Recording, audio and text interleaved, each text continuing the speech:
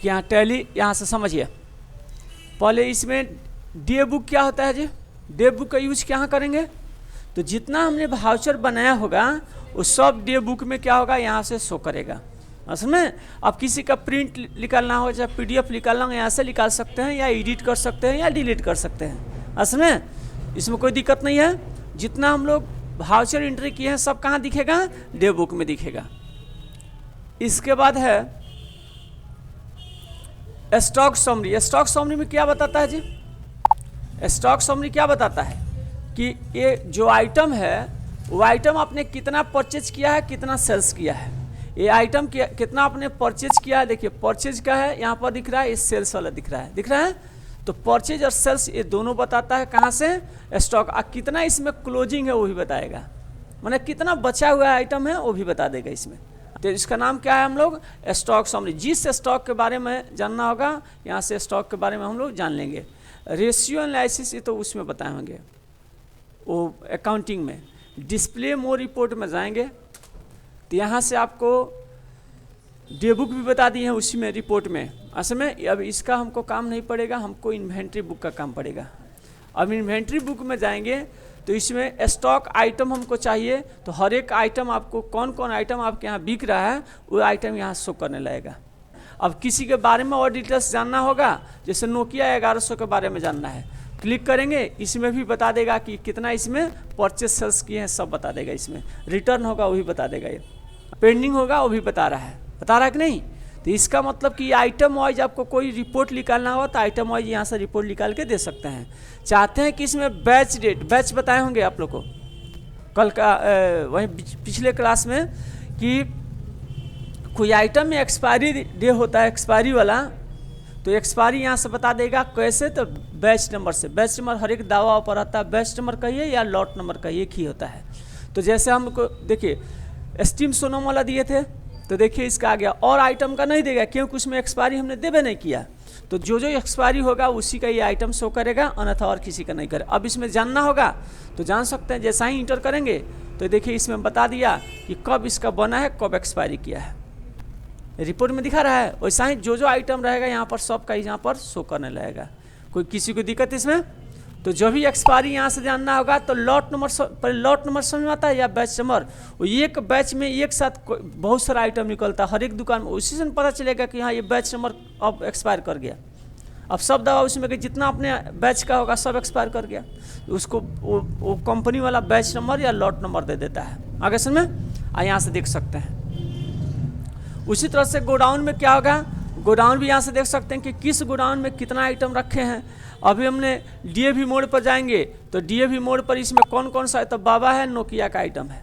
इसमें अब नोकिया में चाहते हैं तो नोकिया पर जाकर क्लिक करेंगे तो नोकिया में जो है नोकिया के बारे में बता देगा। इसमें तो ये रिपोर्ट यहाँ से भी बना सकते। अब जैसे रिपोर्ट हमको बनाना होगा इसी का, तो एक्सपोर्ट में जाएंगे यहाँ से, देखिए यहाँ से जाकर इंटर करेंगे। अब PDF यहाँ से बनाना है तो बन जाएगा, ये पूरा इसका आ जाएगा। अभी देखिए बन गया इसमें, तो ये इसमें कोई दिक्कत नहीं। जो जैसा ही रिपोर्ट कहाँ जिस मोड पर कोई मांगेगा उसी मोड पर हम प्रिंट आउट करके दे सकते हैं। आगे सर में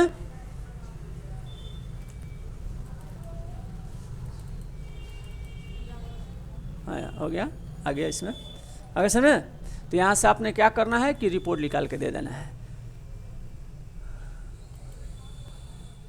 बैक चलेंगे इसको और देखिए इसमें ये तो हो आ जाएगा समझ में गोडाउन के हिसाब से।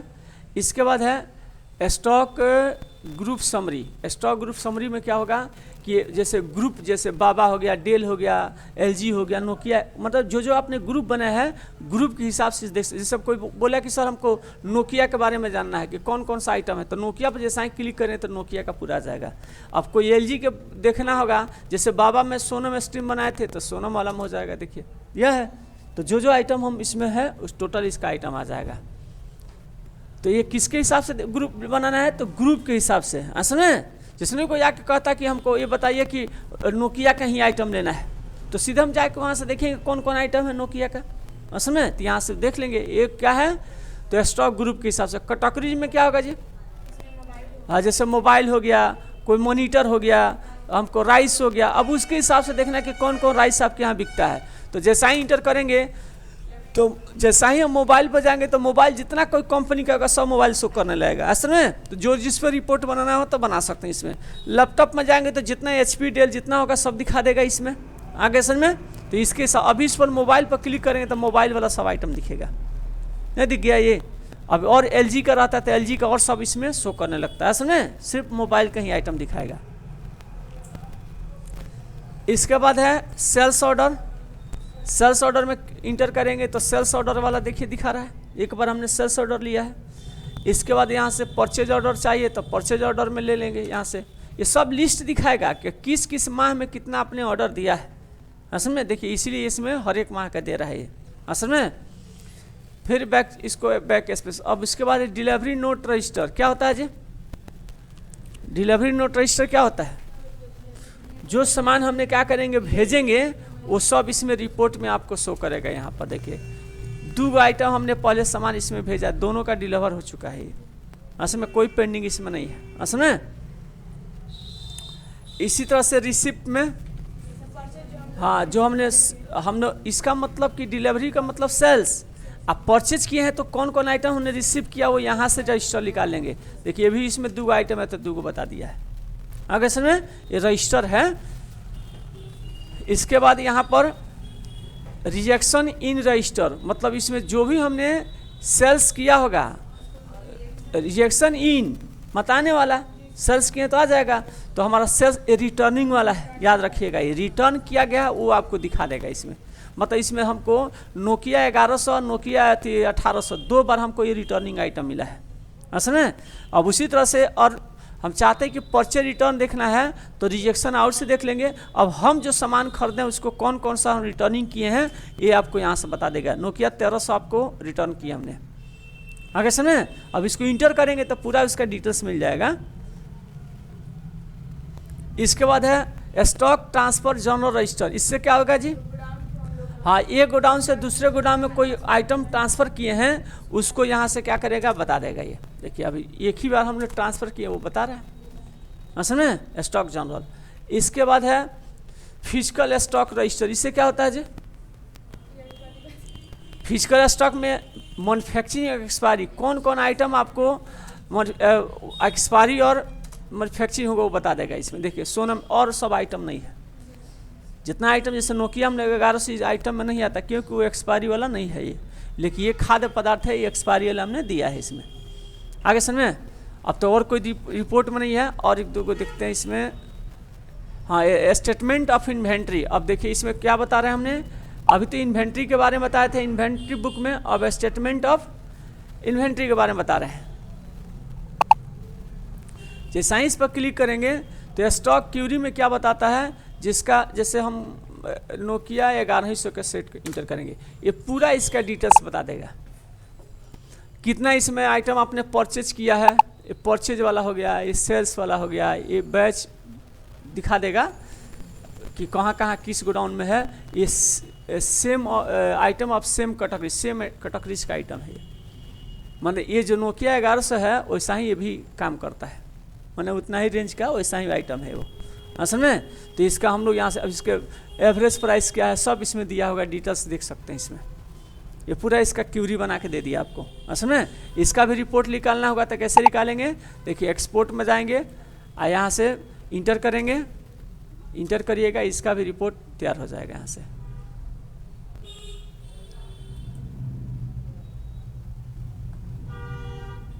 बन क्या गया, सब इसमें डिटेल्स दे दिया है। इसके बाद है movement analysis. Stock group analysis में क्लिक करेंगे तो इसमें भी डेल जो दिया है तो डेल का देखिए, डेल का आइटम इसमें दिया, इनवर्ड आउटवर्ड कितना आया कितना गया, समझ में। ये दोनों बता देगा इसमें, इनवर्ड आउटवर्ड दोनों बता दिया। उसी तरह से हमारा स्टॉक कैटेगरी के हिसाब से बता देगा कैटेगरी, जैसे लैपटॉप डेल जो भी है ना, ये जैसे मॉनिटर कोई नहीं खरीदे हैं।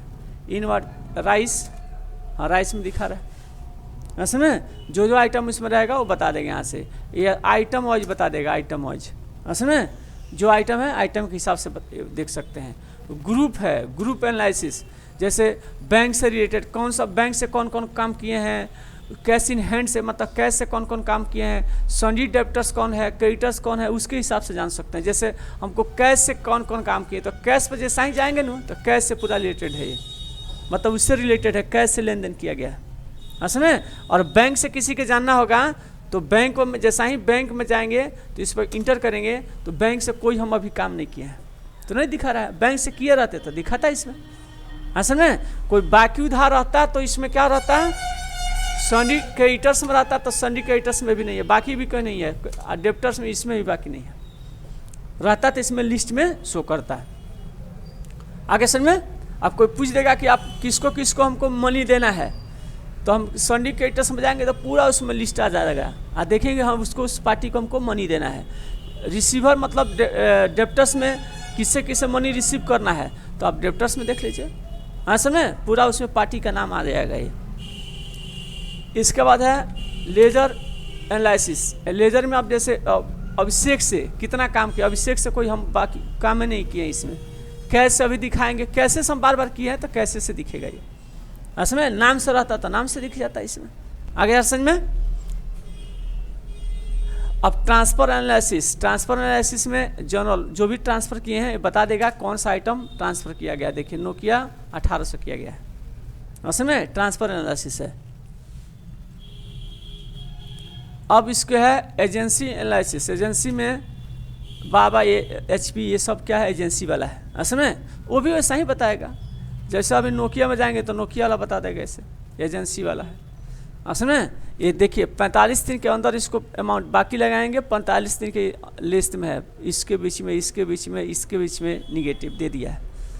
इसमें भी है कि कोई बाकी आप लगाता है कोई पार्टी तो 45 दिन में आप देते हैं तो इसका 5% ब्याज ऑटोमेटिक आ जाएगा, वो बता देंगे आपको, सेटिंग करना हम आपको, असल में इसलिए इसमें दिया कि कितना दिन के लिस्ट दिया, देखिए दिया ना 45 दिन के अंदर ये है, उस बीच में होगा तो उसमें आएगा, चाहे उसके बीच में होगा तो उसमें आ जाएगा, असल में उसका मनी भी बढ़ेगा, ये बता देंगे हम आगे। इसका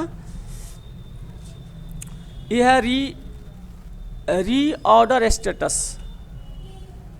री ऑर्डर स्टेटस में कोई है, कोई नोकिया का ही होगा तो होगा ना तो नहीं होगा, और नोकिया का बार बार कोई बार ऑर्डर दिए हमने, असल में तो दिखा रहा है ये। जो एंट्री होगा तो दिखाएगा ना तो नहीं दिखाएगा, असल में एक कैटेगरी के हिसाब से देख लेंगे। रीऑर्डर में 1 मिनट, और इसमें क्या है, और रीऑर्डर कॉस्ट एनिमेशन में तो ये नहीं करेगा, ये हम लोग का यूज में नहीं आता है। ये देखिए सेल्स ऑर्डर आउटस्टैंडिंग, ये रजिस्टर है, असल में सेल्स ऑर्डर वाला। अभी हमको ग्रुप के स्टॉक ग्रुप में जाना है तो स्टॉक ग्रुप में, अभी नोकिया में जाएंगे तो नोकिया का ही ऑर्डर हमने किया है, उसमें दिखेगा, देखिए नोकिया वाला में दिख रहा है।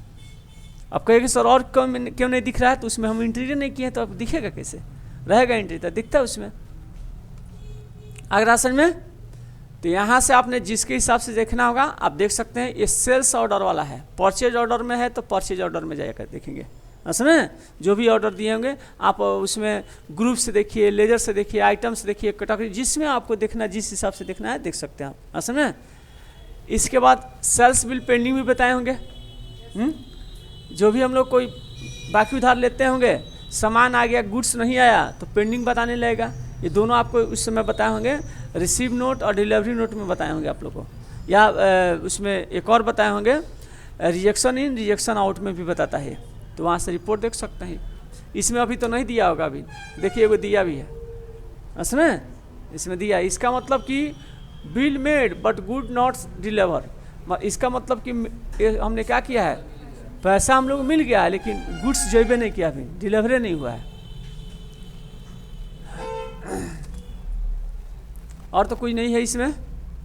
इसके बाद है एक्सेप्शन में देखते हैं, इसमें एक्सेप्शन में ऑप्शनल वाउचर कोई है, नहीं दिया है। ऑप्शनल वाउचर में कैंसल वाउचर, ये भी तो नहीं दिखेगा, इसमें भी नहीं दिखेगा। पोस्ट डेट ये अलग होता है, पोस्ट डेट मतलब इसमें रखा जाता है किस डेट को हम पोस्ट कर देंगे, मतलब वो डेट एक रहता है कि हाँ 10 तारीख को 20 तारीख की वो डेट डालकर हम उसको क्या करेंगे, सेंड कर देंगे। तो ऐसे हम लोग नहीं, इसका हम नहीं बताए हैं, असल में हमेशा एंट्री करते गए, लेकिन बहुत लोग कहता कि नहीं हमको 10 तारीख का गुड्स भेज दिए, तो 10 तारीख का पोस्ट डेट हो जाता है कि हम इस डेट को हम सेंड कर दिए। हाँ, फिक्स कर देंगे कुछ डेट का सामान जाएगा ये, असल में अमेजोन फ्लिपकार्ट में नहीं होता है कि किस डेट को चला है। निगेटिव लेजर में क्या होगा कि कोई देखिए निगेटिव लेजर में है यहाँ पर, मतलब आपने बिल्डिंग का है, ये सब निगेटिव लेजर में आएगा। असल में जैसे कोई माइनस जो सामान कोई मान के चलिए कि आपने बेच दिया, जैसे कैश से आपने बेच दिया और कैश में मनी है ये नहीं है तो निगेटिव में दिखाने लगेगा वो, नहीं समझे। जैसे सामान हमने क्या किया कि परचेज किया कैश से और कैश में ऑलरेडी है ये नहीं है तो निगेटिव माइनस में हो जाएगा लेजर वो। देखिए ना रेड कलर में दिखाने लगता है, देखें कभी रेड कलर में आ जाता है, वही निगेटिव लेजर इसको कहा जाता है। निगेटिव स्टॉक सामान रहबे नहीं करेगा, बेच दिए, बताने लगेगा कि देखिए अभी ये बेचा गया, इसमें अभी आया नहीं है। मतलब जैसे 10 पीस हमने कीबोर्ड हमारे पास है, अब 20 पीस बेच दिए तो निगेटिव अब आ जाएगा उसमें, तो ये बता देगा कि हाँ ये सामान नहीं है लेकिन हम बेचे हैं। तो पहले क्या करेगा वो, अब कभी माउस खरीदिएगा तो पहले 10 पीस भरपाई कर लेगा, तब और बचेगा तब बताएगा वो, नहीं समझे। अभी जैसे हम आपको 15 पीस आपको माउस देना था, कहे कि नहीं सर हमको 15 पीस नहीं चाहिए, मनी हमने ले लिया, वही हम गए तो देखे तो स्टॉक है ये नहीं है, 10 पीस स्टॉक है लेकिन 15 पीस तो हमको बिल बना के दे दिए तो निगेटिव हो गया। अब जैसा ही हमारे पास माउस आएगा हम एंट्री करेंगे तो पहले उसमें से क्या करेगा, निगेटिव वाला छांट देगा 5 पीस।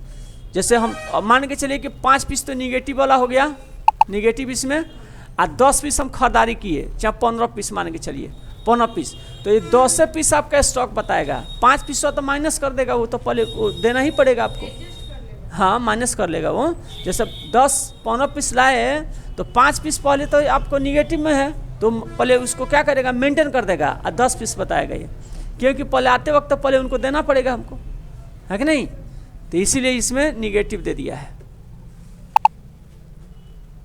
अब इसमें है ओवर ड्यू रिसीवल, मतलब इसमें बाकी वाला, देखिए ये रिसीव करना है इनसे, असल में पार्टी से क्या करना है, रिसीव करना है। वहीं इसमें पेएबल, इस पार्टी को हमको क्या करना, पे इसमें नहीं दिया, पे करने वाला है। इसमें रिसीवल पेएबल समझ रहा है, ड्यू मीन्स होता है बाकी। तो ये सब रिपोर्ट आप लोग बना लीजिए, इतना ही इसमें रिपोर्ट दिया, अदर अब नहीं है। असल में ये है एनालिसिस वेरिफिकेशन में डेटा एनालिसिस नहीं इसमें आ रहा है, वाउचर में तो कोई क्लियरिफिकेशन इसमें तो कोई, देखिए टोटल हमारा अभी कितना है, टोटल वाउचर हमने इतना यूज कर दिए हैं 49 को, असल में इतना हमने यूज कर चुका है। तो ये हमारा टोटल इसमें दे दिया, अभी इंटर करेंगे ना इस पर तो ये सब बताएगा कौन कौन वाउचर कितना बार यूज किया गया है। आगे से में सब वाउचर यहाँ पर शो करेगा, आज मिला जुला कर सब वाउचर हम बता ही दिए हैं। अब बस थोड़ा बहुत और बचाना था, टोटल वाउचर आपको हम दिखाए भी हैं, यही वाउचर टोटल है इसमें।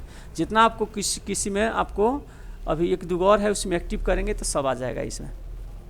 अभी इतना हम वाउचर बता चुके हैं, असल में ये सब किसका वाउचर है, contra, credit, debit, delivery, general, payment सब बताएं ना, ये टोटल इतना हम वाउचर बता चुके हैं। चलिए इसको हम